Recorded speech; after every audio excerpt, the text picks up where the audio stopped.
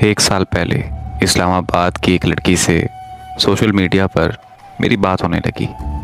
वो बहुत ही ज़्यादा तन्हा और दुखी थी क्योंकि वो जिससे मोहब्बत करती थी वो उसे धोखा देकर किसी और का हो चुका है। शायद कि उस वक्त उसे किसी के सहारे की ज़रूरत थी, इसीलिए वो मुझसे अपना दुख दर्द शेयर करने लगी। वो रोज़ मुझे कॉल करती और हम घंटों तक बातें करते रहते थे। मैं कोशिश करता था कि वो मेरी बातों से खुश रहा करे और ऐसा ही हुआ। वो मेरे साथ बहुत खुश रहने लगी। वक्त गुजरता गया, उसे मेरी आदत और मुझे उससे मोहब्बत हो गई। फिर हमने एक दूसरे से मिलने का फैसला किया। वो मुझसे मिलने के लिए इस्लामाबाद से लाहौर आ गई।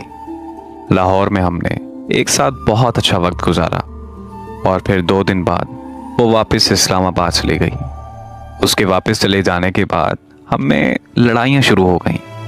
लड़ाइयों की वजह उसका गुजरा हुआ कल था, क्योंकि उसे लगने लगा था कि मैं भी उस शख्स जैसा इंसान हूँ जिसे उसने धोखा दिया था।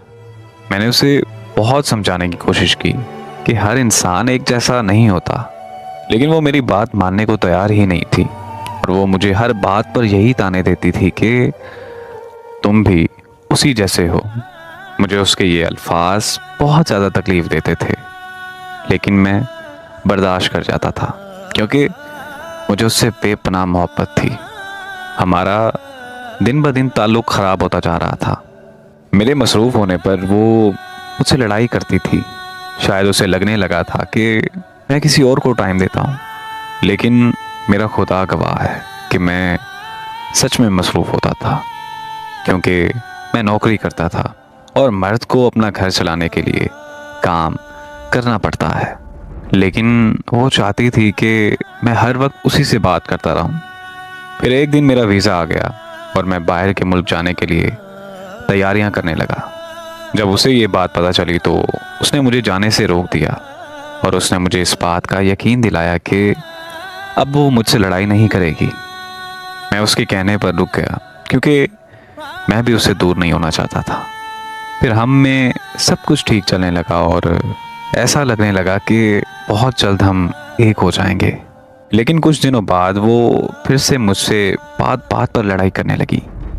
इस पर लड़ाइयों की वजह फिर से उसका गुजरा हुआ कल था। वो उस लड़के से फ़ोन पर राब्ते पर थी जिसे उसने धोखा दिया था। वो लड़का किसी और से शादी करने जा रहा था, लेकिन फिर भी वो उससे राब्ते में थी।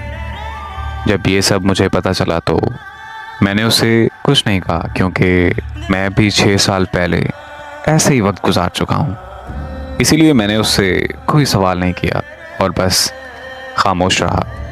और फिर जिस दिन उस लड़के की शादी थी, उसी दिन उस लड़की ने किसी और के धोखे का बदला मुझसे ले लिया। उसने मुझे हमेशा हमेशा के लिए छोड़ दिया। मैं खामोश होने के अलावा कुछ नहीं कर सका। अब वो किसी और के और मैं उसके हिजर में ज़िंदगी काट रहा हूँ।